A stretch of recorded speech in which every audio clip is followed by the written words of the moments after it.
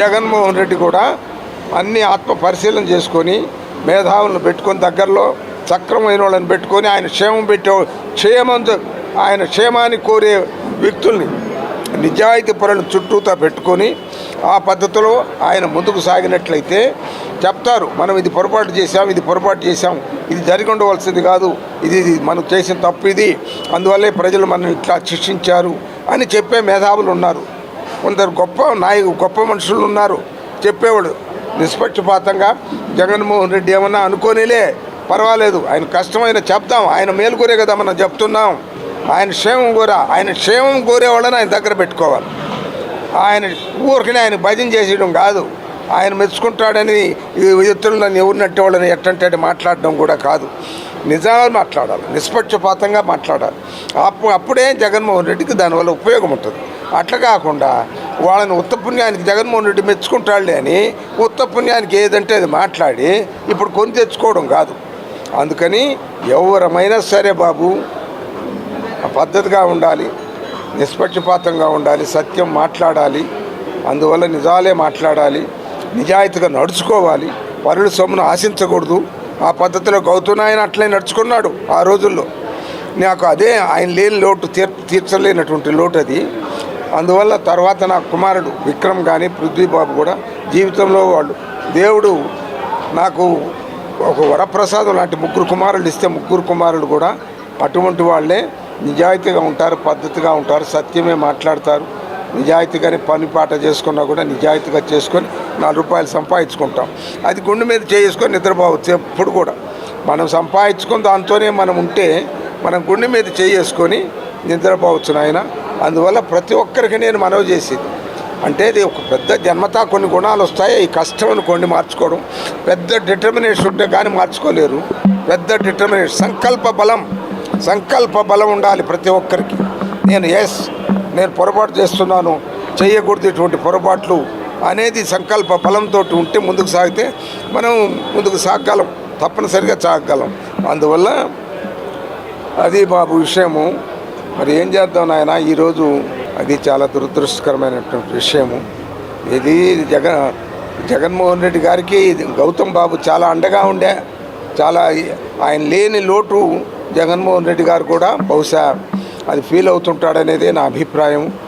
ఆయన ఉండుంటే ఈ జిల్లా పరిస్థితి ఉండేది కాదు, రాష్ట్ర పరిస్థితి కూడా మంచిగానే ఉండేది. జగన్మోహన్ రెడ్డికి నిష్పక్షపాతంగా ఆయన సలహా ఇచ్చేవాడు, మనం ఇట్లా ఉండాలి, ఎవరిని పొరపాటును కూడా ఇతరులని అవతల పక్షం అనే వాళ్ళని శిక్షించకూడదు, వాళ్ళ పరిశ్రమలు పెట్టుకున్నా వాళ్ళు ఏం చేసుకున్నా ఎంకరేజ్ చేయాలే కానీ మనం వాళ్ళని ఇబ్బంది పెట్టకూడదు అనేది చెప్పి ఉండేవాడు. అది పరిస్థితులు వేరేగా ఉండేది. జగన్మోహన్ రెడ్డి గారి మెప్పు కొరకే మనం ఊరికనే భజంతులు చేయకూడదు. జగన్మోహన్ రెడ్డి గారికి క్షేమం కోరి ప్రజల క్షేమం కోరినట్టయితే జగన్మోహన్ రెడ్డి క్షేమం కోరినట్లు లెక్క. జగన్మోహన్ రెడ్డి క్షేమం కోరేవాళ్ళు ప్రజల క్షేమం కోరినట్లు లెక్క. అందువల్ల ఆ విధంగా నడుచుకుంటే ఈ రాష్ట్రం బాగుపడుతుంది, మన పార్టీ బాగుపడుతుంది, ప్రజలు మనల్ని ఆదరిస్తారు తప్పనిసరిగా. ప్రజలు కూడా అంత అమాయకంగా లేరు. ఈరోజు అందరూ పిల్లలు చదువుకుంటున్నారు రాజశేఖర రెడ్డి గారి పుణ్యాన. అందరూ ప్రతి ఒక్కరూ ఇంజనీర్లు, డాక్టర్లు, ఇంకా పెద్ద చదువులు, లాయర్లు, గీళ్ళు, తర్వాత ఐఏఎస్, ఐపీఎస్ అక్కడక్కడ అవుతున్నారు కూడా. అందువల్ల ఏంటంటే ఏది కూడా మనము పద్ధతిగా నడుచుకోవాలి, డిసిప్లైన్డ్గా నడుచుకోవాల్సిన అవసరం ఉంది. ఏ పార్టీ అయినా, ఏ నాయకుడైనా అప్పుడే భవిష్యత్తు ఉంటుంది. అట్లా కాకుండా ఉత్తపుణ్యానికి ఏదంటే అది మాట్లాడి, అభంతరపు మాట్లాడి, తప్పులు మాట్లాడి, బూతులు మాట్లాడి ఇట్లా చేసుకోకూడదు బాబు. అది నా ఉద్దేశం ఆయన. Thank you very much. Thank you.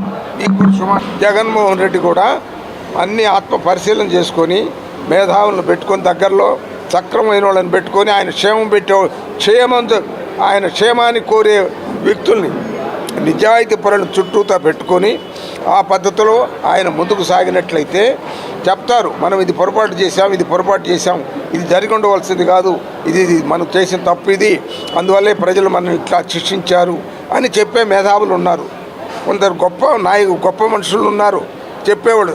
నిష్పక్షపాతంగా జగన్మోహన్ రెడ్డి ఏమన్నా అనుకోనిలే పర్వాలేదు, ఆయన కష్టమైన చెప్తాం, ఆయన మేలుకోరే కదా మనం చెప్తున్నాం, ఆయన క్షేమం కోరే వాళ్ళని ఆయన దగ్గర పెట్టుకోవాలి. ఆయన ఊరికనే ఆయన భజన చేసేయడం కాదు, ఆయన మెచ్చుకుంటాడని ఇతరులు నన్ను ఎవరు నట్టేవాళ్ళని ఎట్టంటే మాట్లాడడం కూడా కాదు. నిజాలు మాట్లాడాలి, నిష్పక్షపాతంగా మాట్లాడాలి. అప్పుడే జగన్మోహన్ రెడ్డికి దానివల్ల ఉపయోగం ఉంటుంది. అట్లా కాకుండా వాళ్ళని ఉత్తపుణ్యానికి జగన్మోహన్ రెడ్డి మెచ్చుకుంటాడులే అని ఉత్తపుణ్యానికి ఏదంటే అది మాట్లాడి ఇప్పుడు కొని తెచ్చుకోవడం కాదు. అందుకని ఎవరమైనా సరే బాబు పద్ధతిగా ఉండాలి, నిష్పక్షపాతంగా ఉండాలి, సత్యం మాట్లాడాలి. అందువల్ల నిజాలే మాట్లాడాలి, నిజాయితీగా నడుచుకోవాలి, పరుల సొమ్మును ఆశించకూడదు. ఆ పద్ధతిలో గౌతమ్ ఆయన అట్లే నడుచుకున్నాడు ఆ రోజుల్లో. నాకు అదే ఆయన లేని లోటు తీర్చలేనటువంటి లోటు అది. అందువల్ల తర్వాత నా కుమారుడు విక్రమ్ కానీ పృథ్వీబాబు కూడా జీవితంలో వాళ్ళు దేవుడు నాకు ఒక వరప్రసాదం లాంటి 3 కుమారులు ఇస్తే 3 కుమారులు కూడా అటువంటి వాళ్ళే నిజాయితీగా ఉంటారు, పద్ధతిగా ఉంటారు, సత్యమే మాట్లాడతారు. నిజాయితీగానే పని పాట చేసుకున్నా కూడా నిజాయితీగా చేసుకొని 4 రూపాయలు సంపాదించుకుంటాం. అది గుండె మీద చేసుకొని నిద్రపోవచ్చు. ఎప్పుడు కూడా మనం సంపాదించుకొని దాంతోనే మనం ఉంటే మనం గుండె మీద చేసుకొని నిద్రపోవచ్చు నాయన.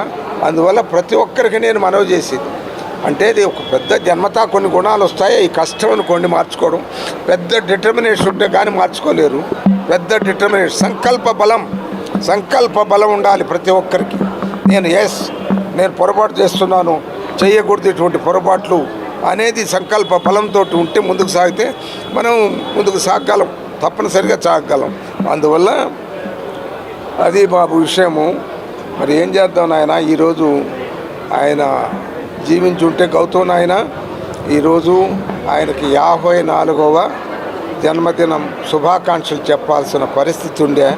మరి ఈరోజు ఇట్లా జరుపుకోవాల్సి వస్తుంది, జయంతి జరుపుకోవాల్సి వస్తుంది. అది చాలా దురదృష్టకరమైనటువంటి విషయము. ఇది జగన్మోహన్ రెడ్డి గారికి గౌతమ్ బాబు చాలా అండగా ఉండే. చాలా ఆయన లేని లోటు జగన్మోహన్ రెడ్డి గారు కూడా బహుశా అది ఫీల్ అవుతుంటాడనేదే నా అభిప్రాయం. ఆయన ఉండుంటే ఈ జిల్లా పరిస్థితి అట్టు ఉండేది కాదు, రాష్ట్ర పరిస్థితి కూడా మంచిగానే ఉండేది. జగన్మోహన్ రెడ్డికి నిష్పక్షపాతంగా ఆయన సలహా ఇచ్చేవాడు.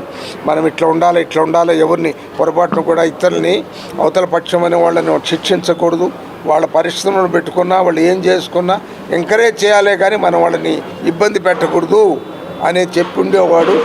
అది పరిస్థితులు వేరేగా ఉండేది.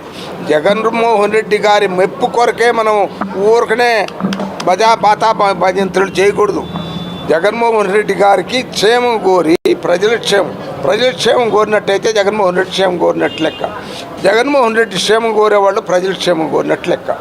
అందువల్ల ఆ విధంగా నడుచుకుంటే ఈ రాష్ట్రం బాగుపడుతుంది, మన పార్టీ బాగుపడుతుంది, ప్రజలు మనల్ని ఆదరిస్తారు తప్పనిసరిగా. ప్రజలు కూడా అంత అమాయకంగా లేరు.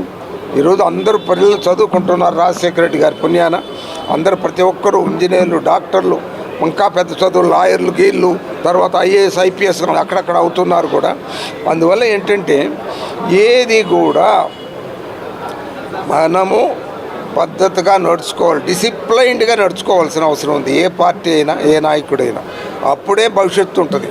అట్లా కాకుండా ఉత్తపుణ్యానికి ఏదంటే అది మాట్లాడి, అమంతరపు మాటలు మాట్లాడి, తప్పులు మాట్లాడి, బూతులు మాట్లాడి ఇట్లా చేసుకోకూడదు బాబు.